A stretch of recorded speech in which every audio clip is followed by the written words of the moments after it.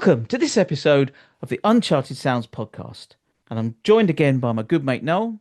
How you doing, Noel? Good as ever, mate. Good as ever. And Noel, this is our 28th episode, my friend. Wow. And We've done a few. and Noel, today we're going to be talking about the band The Members.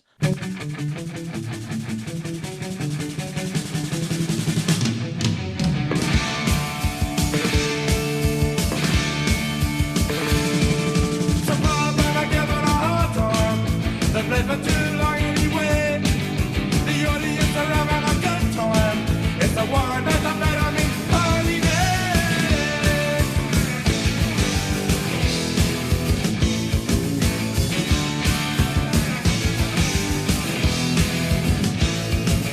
The queue stretches out the street now.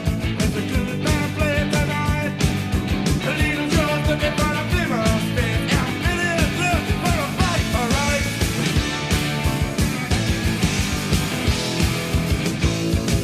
If the music was good, you know I'll feel much better. But then don't forget, this is the music machine. The man play the guns out. The crowd just doesn't stare. Love is lost on the dance floor. Crowd is there. I don't know how much you know about them as a band. I know you know them, but Yeah. So I have a single called "The Sound of the Suburbs" on clear vinyl, actually. But beyond that, I kind of know pretty much the name of a couple of the singles. And I don't know a lot. I must admit I have been a fan right back in the day, right from their first album. We are going to be speaking to JC Carroll, who has been in the band right from the beginning. So he wrote a lot of the songs with the lead singer Oh, cool. Nicky Tesco. So we'll be talking to him a bit later on in this episode. So they were a band that they were formed in Surrey in '77. We'll get into the detail in a minute, but a bit like the Buzzcocks, when we spoke to them, they had what everybody calls like the classic lineup of the band, which was interestingly enough, which was Nicky Tesco on vocals, John Murray Carroll or JC Carroll on guitar, Nigel Bennett on guitar, Adrian Lillywhite on drums, and Chris Payne on bass. And as a band, you'll hopefully people will hear as the episode goes on, they seem to be able to blend like the sort of attitude of punk and the aggression of punk with some of their more sort of reggae type rhythms together, Interesting. and people will see that. But So was Nicky Tesco born Nicky Tesco? no, that's not his real name. His real name is Nick Lightowlers, and he was although he formed the band in '76. His original sort of his punk name, if you like, was Nicky Ritz. Right. But apparently JC thought that that was little bit too classy, so rechristened him Nicky Tesco. And obviously Tesco was at the time was probably the sort of, I don't know, the cheaper end of the supermarket sort of Yeah, chains, it I was. guess. Yeah, the kind of budget end of things. Yeah. Yeah. Things have changed a bit, but an interest of that record you talked about, "The Sound of the Suburbs," that was probably their biggest hit. Reached number 12 in the UK charts, sold 250,000 copies in 3 months, which seems enormous based on what people sell these days. And it's since sold over a million copies. Well, that's amazing. Because like when we talked to the Vapors, obviously I think their second single got number 3 in the charts, turning Japanese, and that was always a question for them about, was that a good or a bad thing? Did that do them harm by getting so much fame so quickly? So it'd be interesting to ask these guys the same thing. Ask JC the same Yeah, thing. no, good point. Yeah. And also, do you remember the Passions? When we spoke to the Passions, they obviously had their "I'm in Love with the German Film Star," and that I remember sold a very similar number of copies in a really short period of time as well. Yes. Yeah. Same effect. Yeah. Yeah. So let's get into a bit of detail then, Noel. It's a very lot, they've been around since '77. There's a massive bit in the middle where they split up and then got back together again, which we'll come on to. Yeah, back in the late '70s, '76, '77, they were doing gigs at what you might call a lot of the classic pub rock venues, the Nashville Rooms, the Windsor Castle, the Red Cow, and so on. Yes. Yeah. Definitely. Yeah. A lot of the young punk bands cut their teeth in those places. Yeah, The Greyhound of Fulham and those kind of places. Yeah. yeah, exactly. Yeah. Absolutely. Yeah. Yeah. So 77, which a lot of people still call year zero. So 77, they sort of recorded quite a few songs, but the first release recording was Fear on the Streets.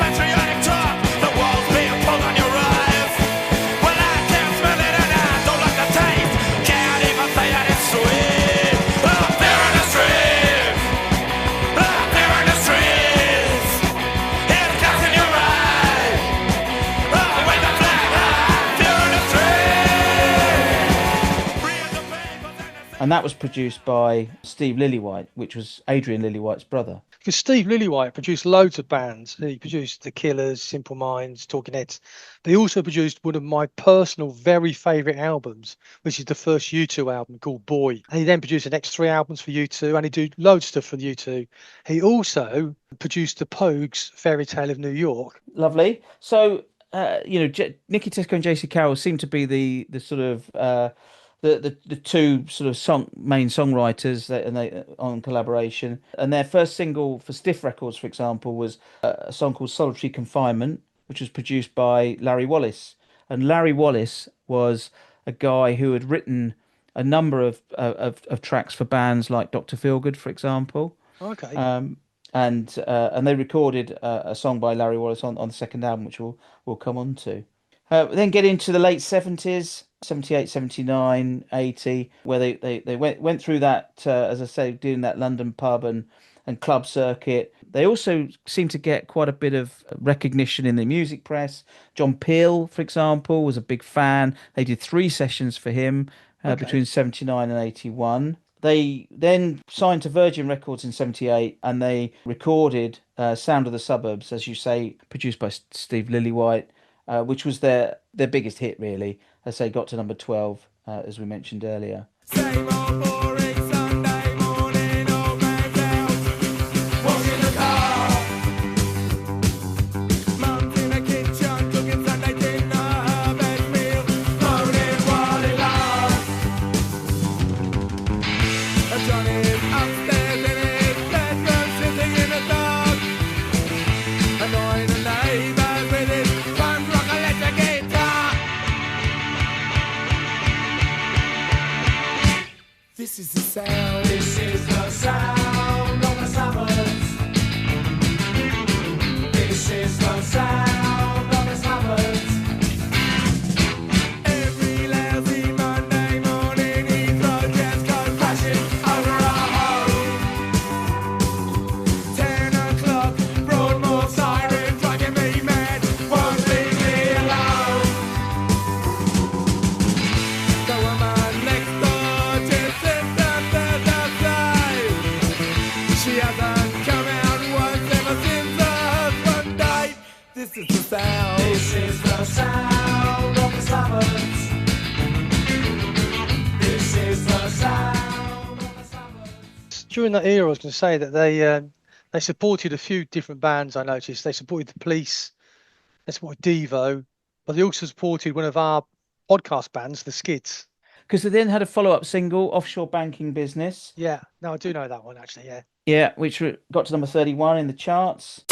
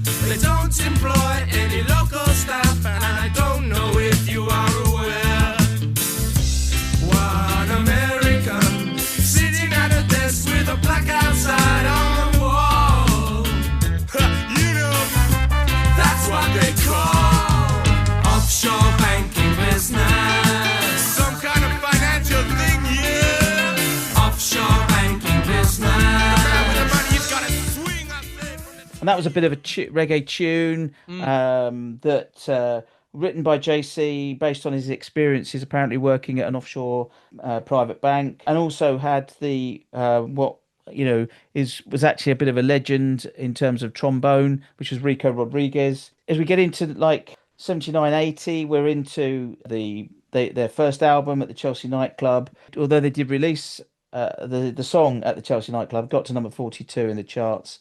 They then sort of moved on quite quickly to their second album. And interestingly enough, those sort of bands of that time, they seemed to release albums super quick, didn't they? Like, Yes, yeah. lots of bands within I think the Stranglers released their first two albums within 6 months of each other. It's The Skids did when we spoke to them. I think they did 2 albums in a year as well. it's incredible, isn't it? That they were so prolific. We then get into the second album for Virgin, 1980. The Choice Is Yours. They then brought some additional musicians on board with that, some brass, so Steve Rudy Thompson and Simon Lloyd. And then in sort of early 80s, 82, they got to a point where they finished with Virgin and they moved to the Martin Rushent's Genetic label. And Martin Rushent, as you know, produced the Human League and did lots of bands around that time big as name, well. big name. And he recorded their third album, and actually, which is their last album of what we now term, as I said earlier, the sort of classic lineup. Right, got it. Which was interesting. It had two names, one in the US, one in the UK. Up Rhythm Downbeat in the US and Going West in the UK. It had a single called Radio, which got to number 5 in Australia. And that was actually remixed in 2014 by Armand van Helden under the name of Duck Sauce. But it also had the song Working Girl.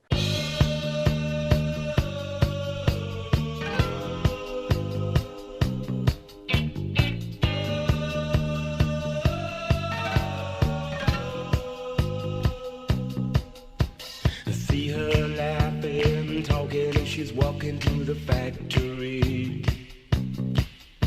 She don't look like much, but I tell you she's a ticket to the easy life for me. If she works 9 to 5, sure to keep my love alive. If she works 9 to 5, that's okay with me. Hey, I'm in love with a working girl. Hey, I'm in love with a working girl.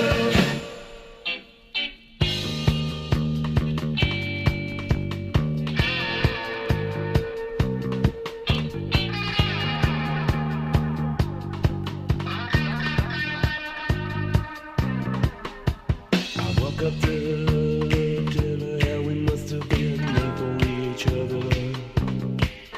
Can I take her home? I'd even take her around for tea with my mother. Then she could go off to work and I'd lie around the house in the dirt. And she could go off to work, bring her money home for me. Hey, I'm in love with a working girl. Hey, I'm in love with a working girl. Now that song, Working Girl, they did a video for it, and obviously it was at the very early stages of MTV, and that got Right, them quite a bit of exposure in America. Yeah, that would do, wouldn't it? Yeah, absolutely. That was when MTV first came out, everybody watched it, and anything that went on there suddenly became massive. So that exposure they got from Working Girl meant that they toured the US sort of pretty extensively in the 80s. But when they got in 83, they split up. Nicky Tesco, when they got back to the UK, Nicky Tesco left the band after that last tour, and did a number of tasks over the years. So he did, he was he was a music journalist, he was a solo artist, a songwriter, wrote some songs for like Roger Daltrey, for example. Oh, right, that's interesting because Adrian Lillywhite actually also went on to join King. Remember the band had the big hit Love and Pride? Yes, Yeah. He remember it joined them. well. And Simon Lloyd, who obviously we mentioned played some of the brass. on with the members, he went on to join the Australian band Icehouse, which I think we've heard of. And that featured a guy called Yes. a person called Guy Pratt, who regularly played bass with Pink Floyd and David Gilmour, and he's guested on the members' more recent albums. But he also runs a podcast, a rival podcast to us, would you believe, called the Rockanteurs with Gary Kemp. Okay. So yeah, 83. So all that all sort of ended up, and we then race forward now to 2008. You know, the original lineup of the members, they did reform, and they played a couple of shows. One on the Green, and one for a guy called Phil Jupiter's birthday party at the 100 Club. Yeah, Phil and whilst Jupiter used to be on TV a lot, didn't he, in the UK? Comedian. he He was, used to be yeah, on a lot of those, like, yeah, never mind the Buzzcocks, was it? Yeah, he was on that all the time. Yeah. Yeah. So Nicky Tesco, although he did play some of those bands, he was in and out of the band. Obviously, he obviously had some challenges with his health and his mobility, but he did also record in 2009. They rewrote the song "Offshore Banking Business" to be the International Financial Crisis.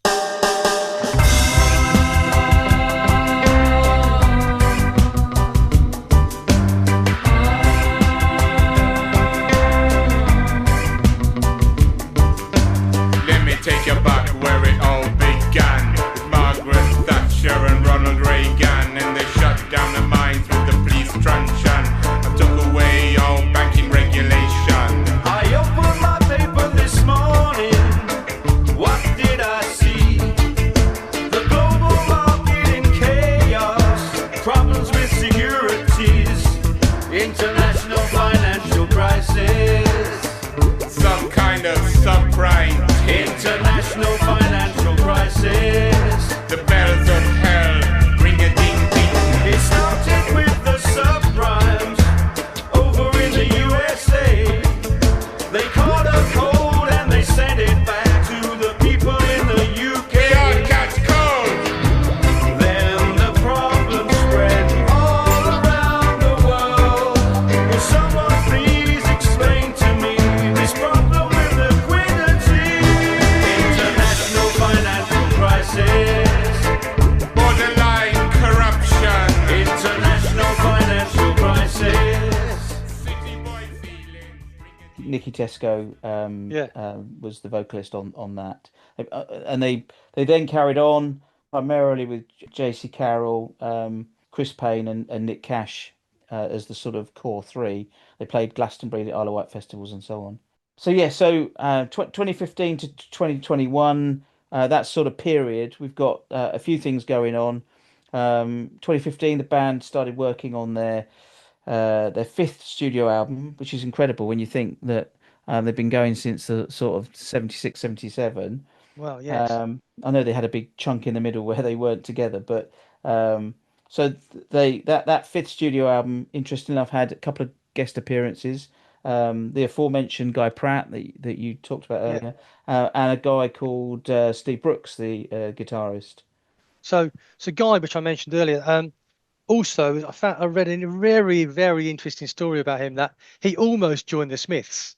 So Go on. What happened was the Smiths bassist Andy Rourke, who got into some kind of trouble with the law, and there was a danger. They were just about to go on an American tour, and they hadn't got his visa. And because of this legal stuff, whatever it was, there was a danger he wasn't going to get the visa. And so 2 weeks before, Johnny Marr rings up Guy Pratt and says, "Look, we're in trouble here. If we go touring and we don't have anybody who can play bass or even knows the songs, can you come?" So basically, Guy rehearsed with them for 2 weeks and learned all the Smith songs and was ready to go, bag packed, to get on the plane with them to do the tour in the States. And at the last minute, Andy Rourke got his visa, so he never had to go in the end. So that was, interesting, eh? And the other guy you mentioned, Steve Brooks, was, of course, obviously being a Jam fan, was a co-founder of the Jam back in the day before it dropped down to the three that went on to be famous, you know. Yeah. So actually in that era, just before we move on, they actually supported another one of our podcast bands at their hometown gig in Manchester, and that's the Buzzcocks. Okay, brilliant. Yes. Yeah, nice one. Okay, so that album that Guy and Steve Brooks guested on was called One Law. They then made another album, Bedsit Land, in 2021.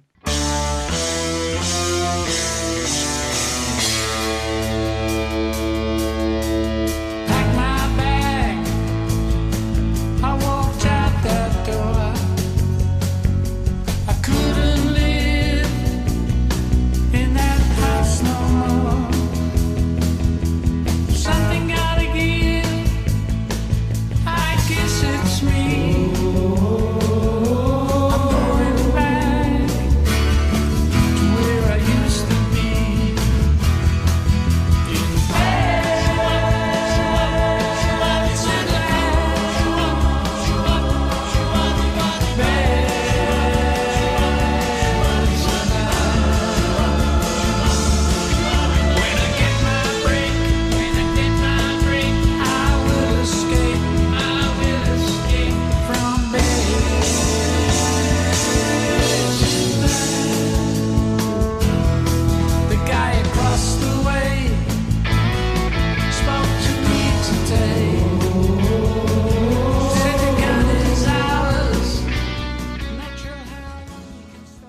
And also, JC released his autobiography too, called Annoying the Neighbours. Now, in 2022, Noel, some sad news that they announced that Nicky Tesco had passed away, and only at the age of 67. Shocking. And to Yeah. show the sort of profile that they got, Johnny Walker on his Sound of the 70s BBC radio show paid tribute along with JC as well. Really sad. Then we go forward to sort of the more recent times, 2023 new studio album, Greetings from for Nowhere. Once again, Guy Pratt guesting on that one. Now, as we move right up to date, i.e. 2025, I think there's a couple of interesting stories here that I'm sure JC will want to talk about. A couple of pieces of members' history have been found. They got some early master tapes. They did a recording session at a place called the Coach House in 1978, which contained most of the material that they used on their debut album at the Chelsea nightclub, and it's the first recording of the Sound of the Suburbs song. So that's Wow, an interesting interesting. piece of history. Yeah, I like how they've called it at the Coach House instead of at the Chelsea nightclub. And then you've got the At the End of Term to follow that theme, which was actually going to be the follow-up to Sound of the Suburbs, even though it ended up being Offshore Banking Business. And that brings us Cool. right up to date. And no, that is the members. So why don't we hear this from the man himself, JC? Welcome to the podcast. Fantastic. I was a bit, Uncharted. We did have a hit, you know. Not totally Uncharted. Yes. Well, so let me just cover that point. So Uncharted sounds right. What it is, it's not Uncharted as in I haven't been in the charts. It's the history and the story and the music of the bands that we talk to. So it's that sort of element of like uncharted territory. So what were your early influences when you were growing up? Well, I wrote a book, and the book I wrote was called Still Annoying the Neighbours. And in my book, I describe very, very clearly my first ever pop concert, my first ever record. The first record was Green River by the Creedence Clearwater Revival. I was really impressed that it made me feel like I was traveling to another place when I heard it on radio in Luxembourg. And I begged my parents, my brother and I went to see T-Rex when I was 13 and he was 15. And that was my first concert. And Wow. I was hooked. And we went to Guildford Civic Hall to see T-Rex. And I was completely hooked on music. And I didn't really realize that 8 years later, I would be playing on the same stage with my own band. Incredible. And how did that come about then? That joining the band in sort of in the 76-ish, I think. Yeah, well, what happened is I moved to London actually in 1975, 76. I left school. I had a gap weekend where I hitched to Cornwall and back.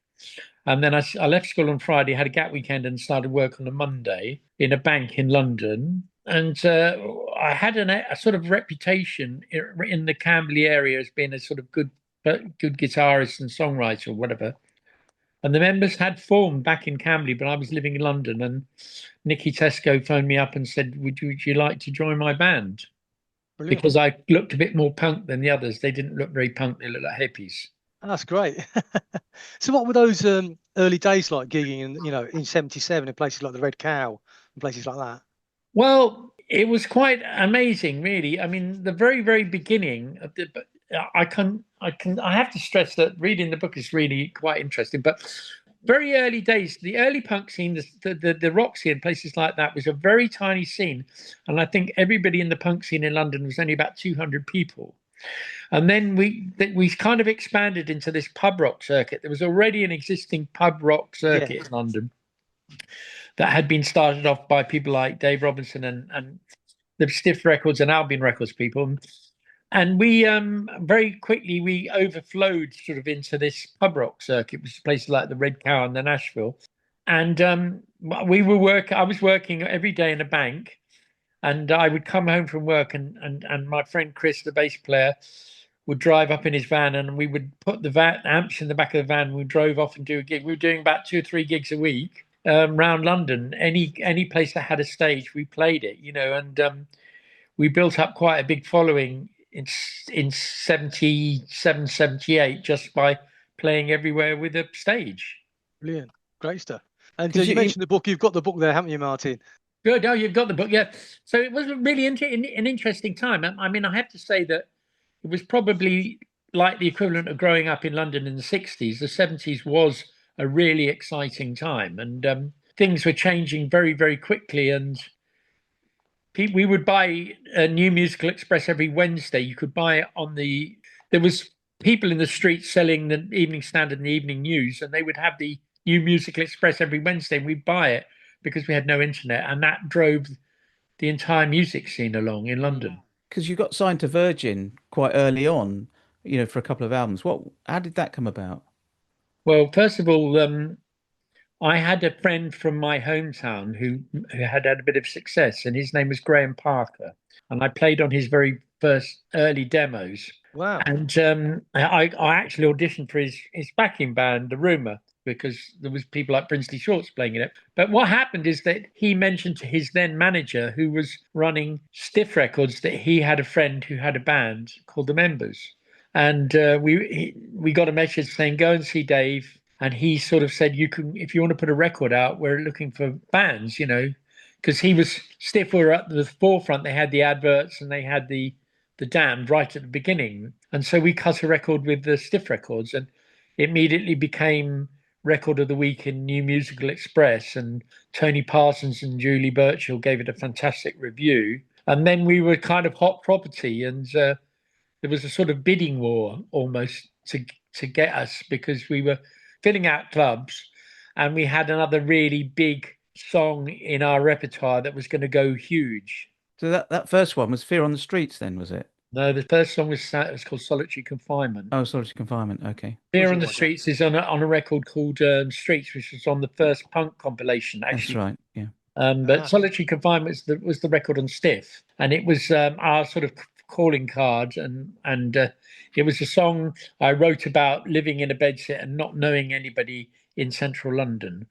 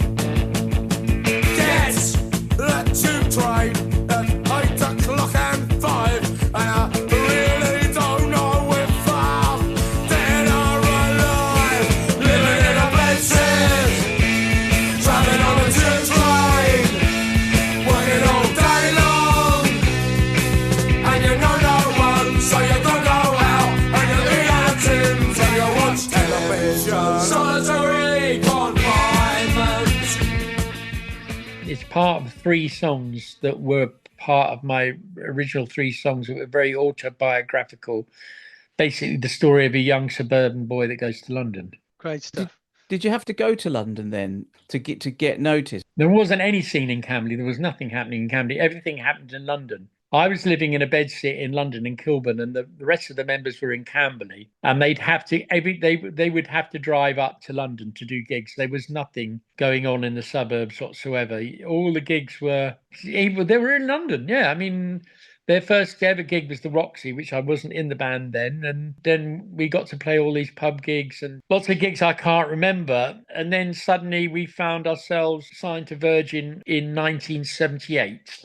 So actually, we were signed to Virgin, but before we signed, we all left our jobs and went to play in this nightclub in Berlin. We had a little residency in a nightclub in Berlin. It was our mini kind of Beatles in Hamburg period. Yeah, yes, yeah. So talking about when you were playing those gigs round and about, so we spoke to Steve Diggler of the Buzzcocks recently, actually, and we're just going to ask, how close were you to other sort of punk bands that were around at that time? Well, we got to know them, but we were a little bit different from other bands, I guess. There wasn't that much camaraderie. I mean, there was 3 different types of bands, I guess. There were the Manchester bands, Buzzcocks and Magazine, and then there was London bands, and we don't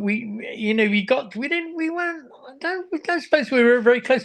There were actually quite a lot of bands from Surrey because the Stranglers, Sham 69, the Jam, and the members were all from Surrey. So that's quite a lot. So the idea that it was all happened in London is true, but a lot of the bands came from the suburbs. In fact, Generation X and Susie and the Banshees came from the Kent suburbs, and we came from the Surrey suburbs. And there was only a few bands from central London, the Clash and the Sex Pistols. They were the ones. So we didn't, and there wasn't that much. I mean, we know them all now, but at the time, I can't remember much. Hanging out together very much. I got to know people through our record producer, who was a Surrey boy, a guy called Steve Lillywhite. And Steve, yeah. He produced a lot of bands, and we got to know people like X-Ray Specs and stuff like that through him. So you said you had 3 songs when you started. What Solitary Confinement was one of them. Guessing what Sound of the Suburbs was the other one? And the other one was just At the Chelsea nightclub. They were the 3 songs about a young boy from the suburbs going to London. Having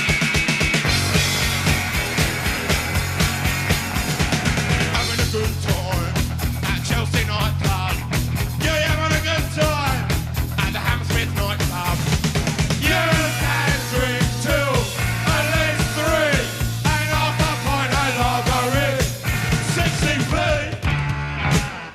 at Chelsea nightclub. Famous people are all there with expensive clothes and 50 quid here. And I just came along with my mates. I didn't realise you could drink so late. And I think it's great at Chelsea nightclub. At the Chelsea, at the Chelsea, at the Chelsea, at the playground, for the rich, for the faggots, for the TV personality. They're 3 sort of like a triptych, like a 3 pictures, and they're very much my experiences talking about loneliness, alienation, and a boy from the suburbs going to London, a sort of Dick Whittington thing, I guess. Going to London to make your name or your fortune or whatever it is. That was very much my contribution to the first Members album. And how do you look back at that song? Because obviously that was huge. Sound of the Suburbs is a really massive song, and it was what happened is it happened at exactly the right time, because in 1978 the punk was still very underground in England, and it didn't really trouble the charts. But that all changed at the beginning of 1979. The BBC started playing punk and new wave records, and Mike Reid in particular. And we were suddenly, Sound of the Suburbs came out in January 1979, and it got playlisted on Radio 1, and it's, whereas things that before, like Neat Neat Neat and the Damned, and were only played by John Peel, suddenly that song became like maximum played on Radio 1. So it sort of went into the pop thing. And this was a time when lots of kids from the little out towns all around England suburban towns were just getting into the punk rock scene. So it was very much their song. I'd written the song about some people that came to see us that were not from London. They were kind of suburban oiks a bit, you know what I mean? And it made all these people feel that they were included in this punk movement. You didn't have to be trendy and have all the right clothes to be in punk. And so it really exploded onto the scene in January 1979. And we all, you know, even until then, the Buzzcocks had not had chart records, but they in 1979, everybody had started having chart records, even the Damned. But before then, it was all specialist. So it kind of went mainstream in 79. Didn't last very long, but it was mainstream. So you're saying about not lasting very long. So we did a podcast with the Vapors, another Surrey band, and we asked them about their song "Turning Japanese," which I think was their second single, and that obviously went massive. Yeah. And I think the question we asked them was probably the same question for you about Sound of the Suburbs. Was we asked them, do you see it as a blessing or a curse that it was so big so quickly? How do you feel in respect? Well, to what the happened? song? It was like a blessing and a curse. But what happened is we had this huge record. And so we had management that said, right, you've got to go on tour around the world, not just around England. We did an English tour. And then we got on an airplane and went to America, you know, because we wanted to, and Australia and New Zealand. So we kind of went on a 70-day world tour on the back of this record. And we came back to England in kind of September.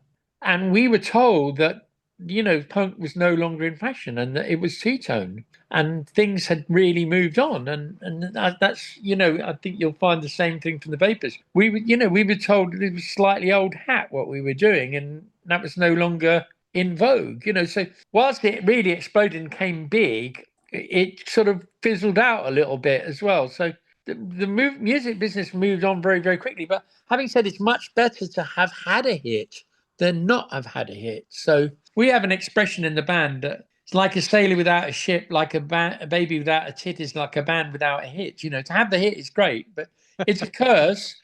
But, you know, it's like scoring, you know, a goal in your first ever football match, you know, and the rest is downhill kind of thing. But better to have had the hit. Yeah, interesting stuff. So I was going to say about when you were talking about, obviously, they sent you out to tour. And when you were in America, I read that you spent some time staying in a Hollywood motel. And you hung out with some of these sort of bands of the era, like Blondie and Ramone and Iggy Pop. Yeah, we met all those people when we were in America. Yeah. But the strange thing was that when we first went out to America, the Ramones and Blondie were kind of big-ish in New York, but only New York. They weren't really well known on the West Coast of America. So punk was really only big in New York and San Francisco. It wasn't big in Los Angeles or the middle of America. That all really changed when MTV started in 1983. But until then, it was very small scene. So it took a long time for it to come over. The Blondie and the Ramones actually were much bigger in England than they were in America until MTV kicked in and the, you know, the whole continent, because America's a very big place and lots of different states. It took a long time. And actually, punk didn't really catch on until Nirvana.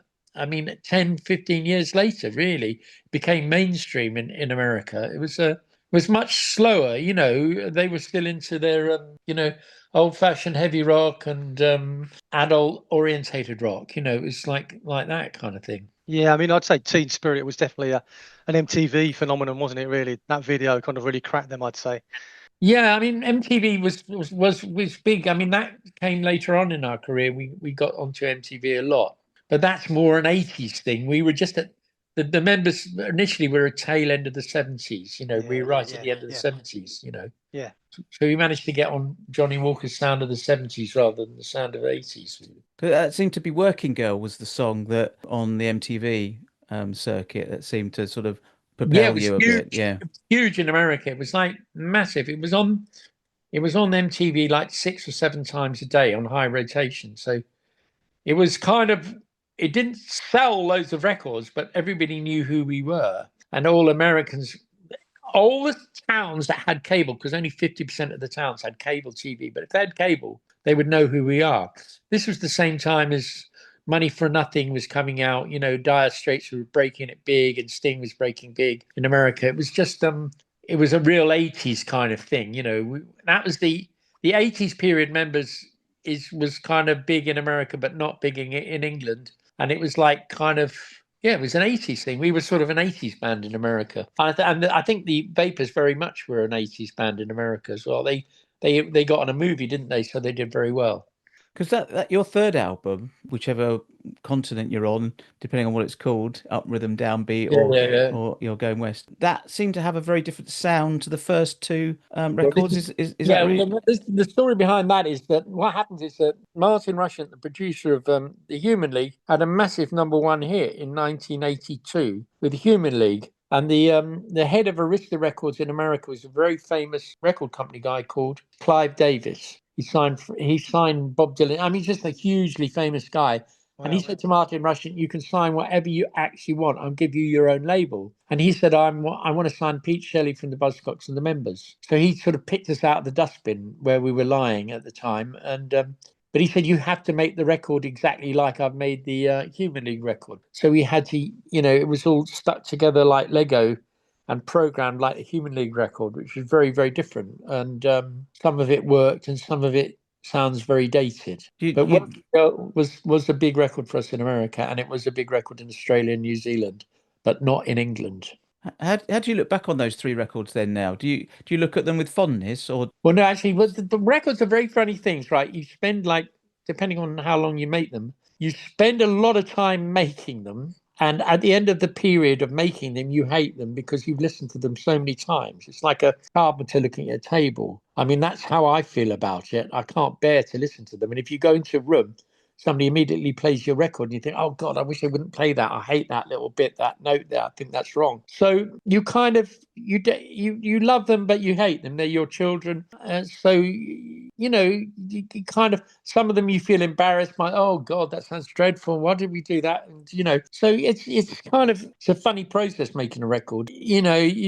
You're proud of them, but sometimes you don't necessarily like them. But it's the same thing. I mean, but that's the nature of the beast. It depends on how long you spent making them. The first record is a great record. We're just re-releasing. We're just about to release this fantastic record, which is all the demos for the first album. We found a tape of them, and they sound really brilliant. And it's just before the first album, and we went into the studio with Steve Lillywhite. We went to Eddie Grant's studio. And we recorded Sound of the Suburbs and all the songs before We're Famous, before we signed the contract, which means that we own the masters. And it's just about to come out in August. There's going to be a big release and the very first recording of that. So I'm quite excited about that because we can possibly, make some money from it. That's why I asked the question because I thought that was coming out. And did I read somewhere that there was a conversation at a boot fair or something? And what was that all about? Well, what happened is that I went to a car boot fair about 10 years ago, and I was buying an organ for somebody. And somebody said to me, "Oh, are you in a band then?" I said, "Yeah, I'm in a band called the Members." And I phoned the guy later. He said, "My son-in-law has a tape of the Members." I said, "Yeah, loads of people got tapes of the Members." He said, "No, he's got a master tape." And this man had a multi-track of us from 1979 that had got lost. And Wow. I managed to get it and digitize it and remix it. So there's two records actually coming out. There's one called The Lost Masters, and there's one where they weren't lost but just were in a drawer. So it's kind of fun digging out all the old stuff, and there's lots of collectors. The great thing about the Members is we've got some very loyal fans that buy everything that we do, and they're all vinyl junkies. So we put stuff out on vinyl and they buy it. And vinyl is a great way of you to monetizing your product nowadays. So just moving forward a bit from this kind of timeline. So in 2008, you decided to reunite and get back together again. How did that come about? Well, it actually came about my 50th birthday, which is 2006. I decided to put the band back together again and have a little party. And it went really well. And we had been offered work beforehand, but Nicky was very, very not that keen on doing shows because his health wasn't so good. But so we got offered quite a big show, and it didn't happen for various reasons. But eventually in 2008, we got the entire lineup of the band together, and we did just two shows. We did one show in a venue in Ladbroke Grove, and one show, a private party for Phil Jupiter's birthday in the 100 Club. Cool. yeah, it was cool, but I wanted to do more, but not everybody wanted to do Nick wasn't very keen on doing any more work, so we eventually went out without him because he didn't want to do any more shows. Interesting enough, though, you did re-record Offshore Banking Business as We- International Financial Crisis. What happened there? And he did sing on that. He did sing on it. It's the last record he did sing on. Well, what happened is that there was an international financial crisis, and I thought, well, let's just re-record it with some different words, and it was quite interesting. And Nicky did contributed to that, and we got the old guy that did the artwork for all our original covers, a guy called Malcolm Garrett that did all the Buzzcocks sleeves. We got him to do the sleeves, and it was just a little step in the water before we started recording properly, because within a few years we were making more albums which were really interesting. And yeah, I mean, it's an interesting journey.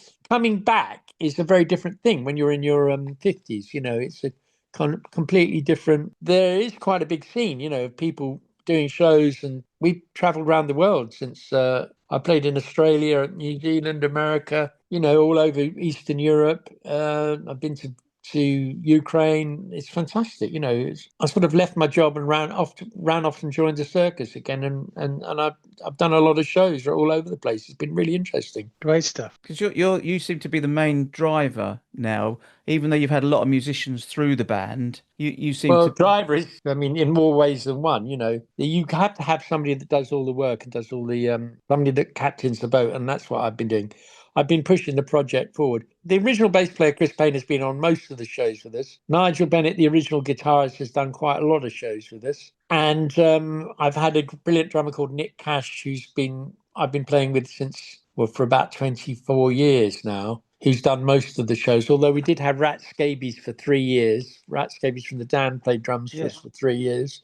What happened really with the band is that we came back and did some shows, and we realized that people wanted to hear Sound of the Suburbs, and they wanted to hear the songs. And so I said, well, we've got to give them the songs, and also I felt I was at the time, I'd sold a business that I'd been running for 20 years, and I wanted to get back into music. It was as if the members was the car that had been lying in the garage for 20, 25 years, and it was still, people were still wanted to see it, And yeah, it's great. And it's my legacy. The song, The Sound of the Suburbs, was very much a song that I wrote, and I really wanted people to hear it, Fantastic. So talking about Rat Scabies, I mean, how did you get him to join the band? Did you know him? Well, actually, funny enough, the guy I was just talking to on the phone, Dave Allen, he knew him, and he just said Rat was at a loose end looking for some work, and I phoned up Dave and I said, Dave, my drummer Nick has had a bit of a health scare, and I need a drummer, and I've got a tour booked of Europe.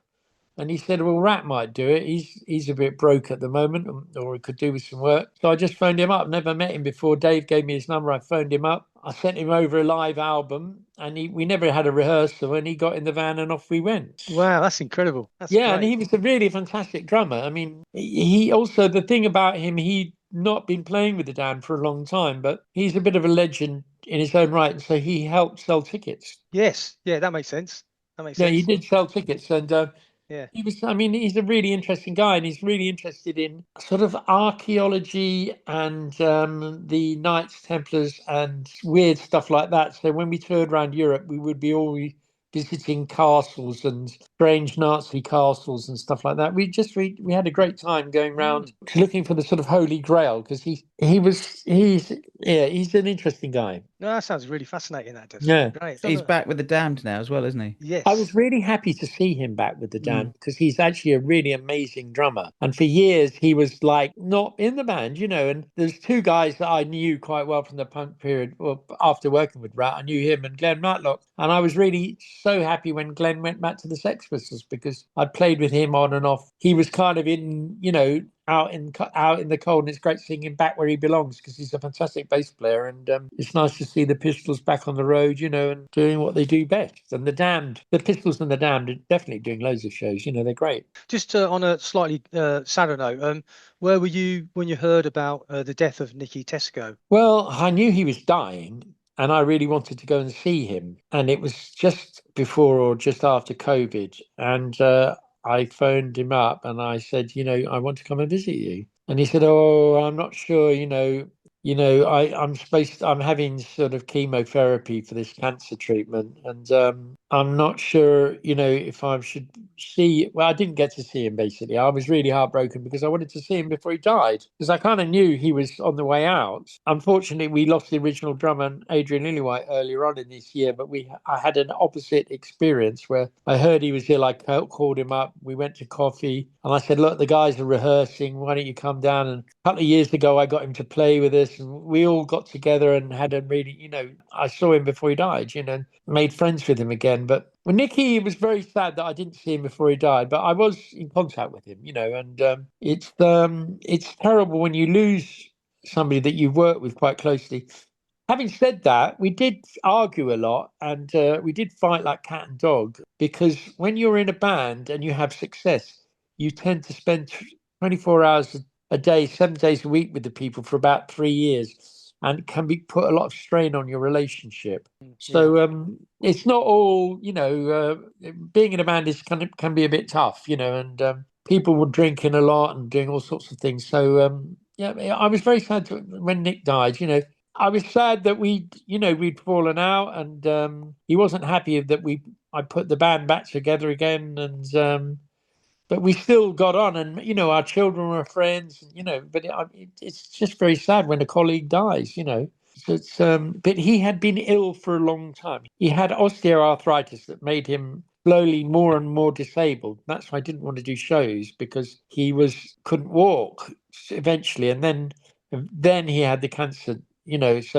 So then that finally finished him off. But he was, for the last 10 years of his life, he was more and more disabled, and he really didn't want the fans to see him like that. He wanted to be remembered as this kind of fit guy. So that was sad. But the show goes on, as the songs march on. So you mentioned the book, your autobiography. How cathartic was it? And how easy or difficult was it to do? Well, the book was really difficult. I really wanted to write it, and what happened is that we went into lockdown, and I'd started writing, and it was like this homework, and I kept looking at, I can't do it. I'll do it tomorrow. And then eventually I found this way of writing it, whereas I could lie in bed and dictate it to my phone and then email the chunks to myself. And then it suddenly really came out. Originally, I started trying to do it in in date order, chronologically. And then I suddenly found that there was huge gaps where nothing interesting happened, and trying to make up stuff. And then suddenly I realized, well, I'll just write chapters about different people, and then it all kind of fell together.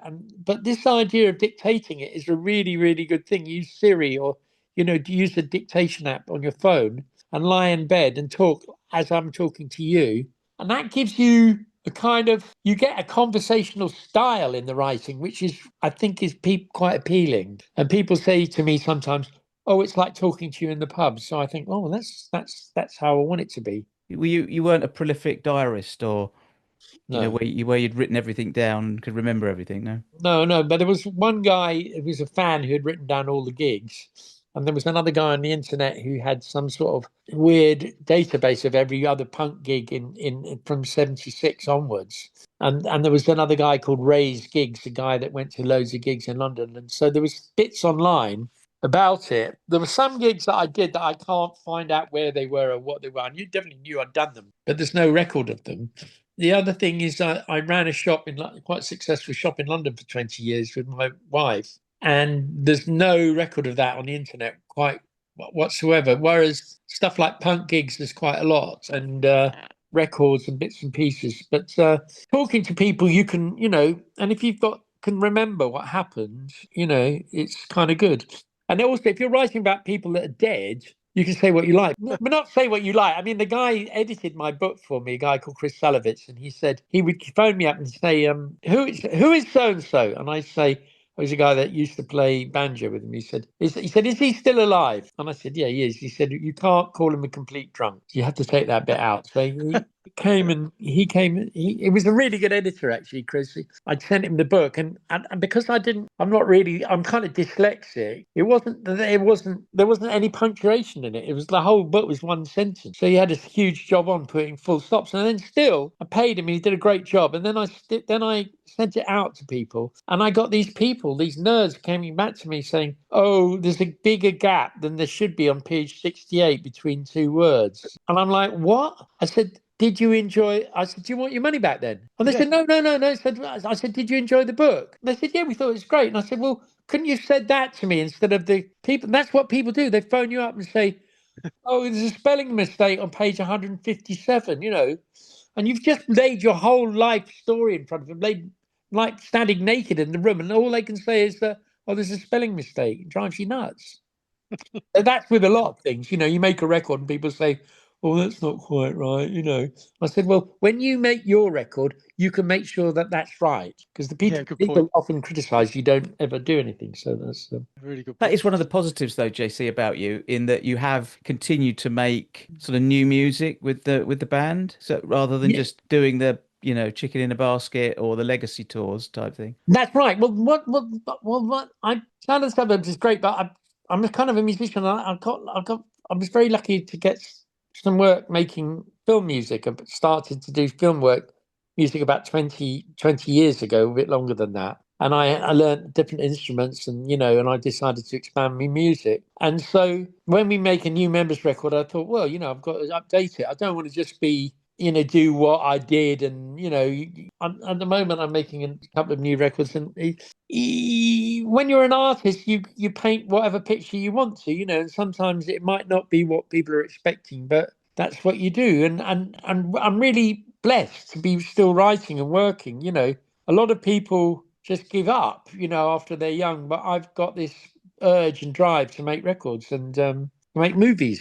I'm lucky. I've done quite a few films now. I've done about 8 or 9 feature films, soundtrack for them, and each of those is a really brilliant learning experience. I did a film about Shane MacGowan by a great director called Julian Temple, and I got asked to do some music for it. And this took me down a huge different rabbit hole of Celtic music, which is what I've been nearly finishing at the moment. People say, "Oh, it's not like the old members." Well, it isn't, because we're different. Interesting stuff. I'm going to ask you about this shop that you and your wife had in London. Can you tell us a bit about that? Well, it's a fantastic place. And what happened is, I'll tell you very quickly. We were rehearsing in London. We had a rehearsal room underneath a shop in Portobello Road. And the guy that had the shop upstairs only opened it on Fridays and Saturdays. And I said, "Well, when the band aren't that busy, can you let me open the shop in the week?" And so I got involved in this shop, helping this guy out with his shop. And one thing led to another. And I met my wife and I said, "Well, I'm sort of working in the music business, but I'm helping out in the rag trade." So she wanted to open a shop. And so we opened a shop in 1988, and it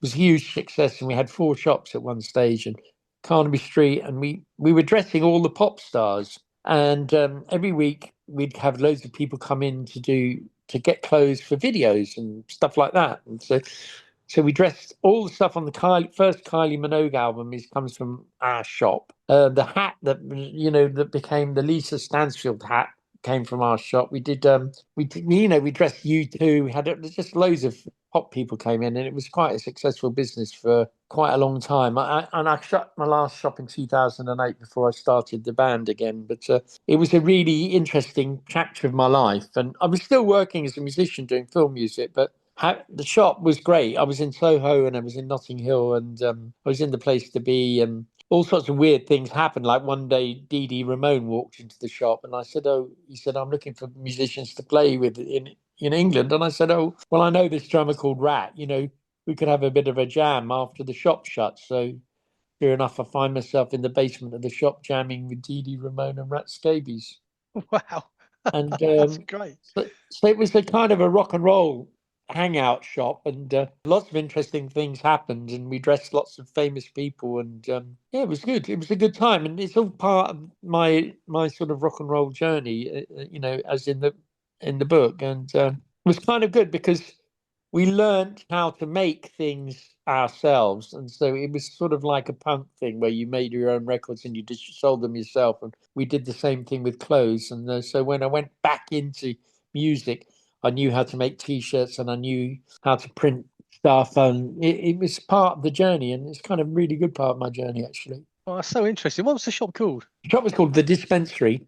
First one was in just before Portobello Road, Yes. and then we ended up with 2 shops just off Carnaby Street and Newburgh Street, and 2 in Notting Hill Gate, and it was my life for nearly 20 years, doing bits and pieces in between the members stopping and starting again. I guess it was good. It was a good time, and it was good to do it, and it was good to finish doing it. That sounds really With cool. such- Love that. With such a varied career, then, if you had to look back and say what's your favourite memory so far, what Well, would you actually, say it is? I'd say probably talking to you two. Of No, course, they all say Yeah. that. Yeah.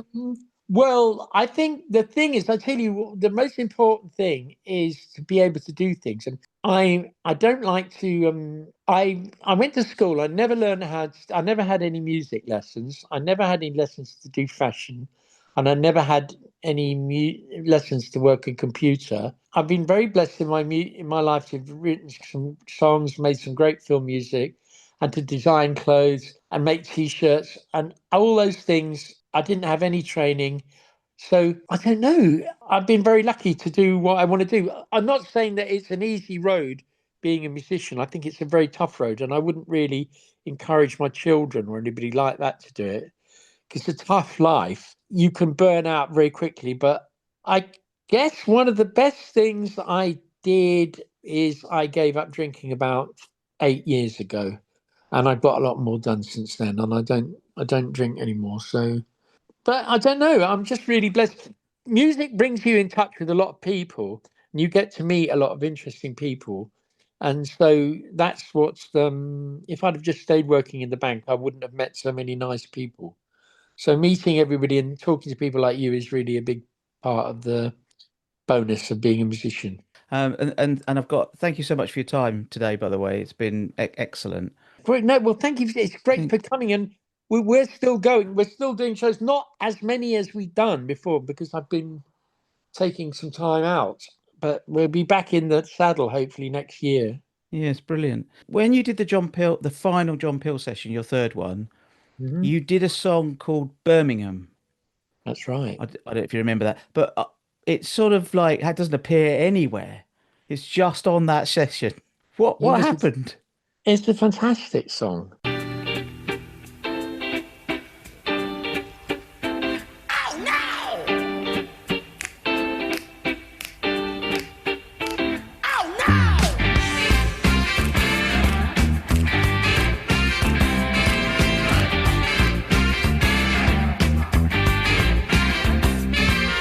Squat up in the back of the car, trying to get some sleep. The rain keeps the rhythm on the windscreen while the wipers keep the beat. I'm going back to the town I hate where all the hotels stay. But every time I ride back there, I end up vomiting the same day. Take me away, do what I say. My style is shine. Show me the way to the motorway. I wanna get out of Birmingham, get out of Surrey, get out of Birmingham, oh yeah.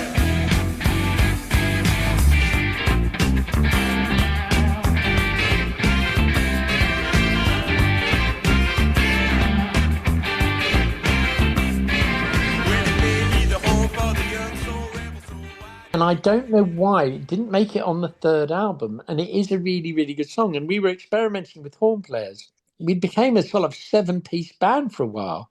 And it's on that session and it's nowhere else.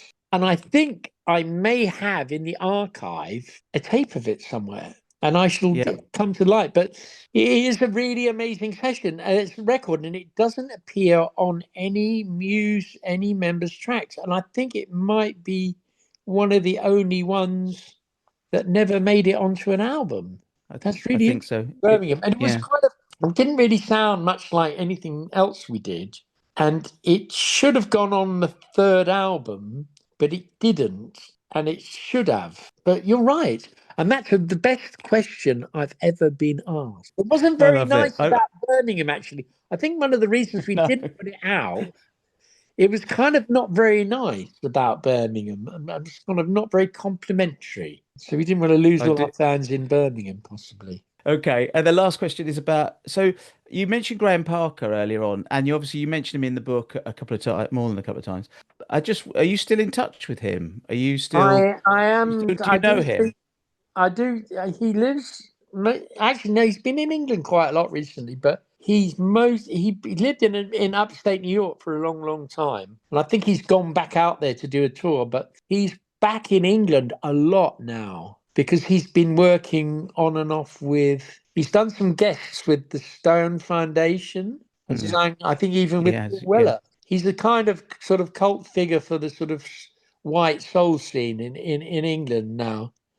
And he's getting on a bit, but he's still good. Yeah, no, he's great, Graham Parker. Yeah. Yeah. Thank you so much for your time, JC. Great Really good. to speak to you, and keep me in touch. No worries, we will do. Take care. Bye. Cheers. See ya. Thank you.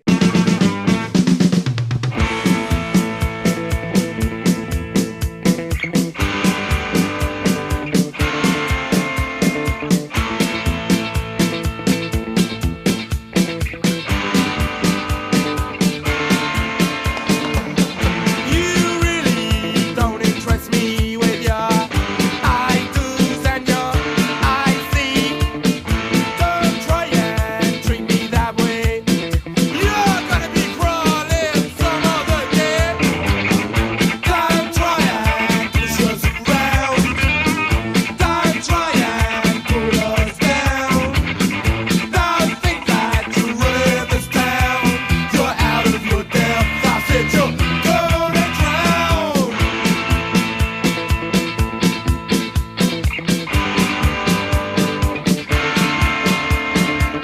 You draw the line between the black and the white. You're always telling me the wrong from the right. You're always saying, pick white wife. Oh, you really think you're running my life? Don't try and push us around. Don't try and put us down. Don't think that you're running this town. You're out of your depth. I said you're gonna drown.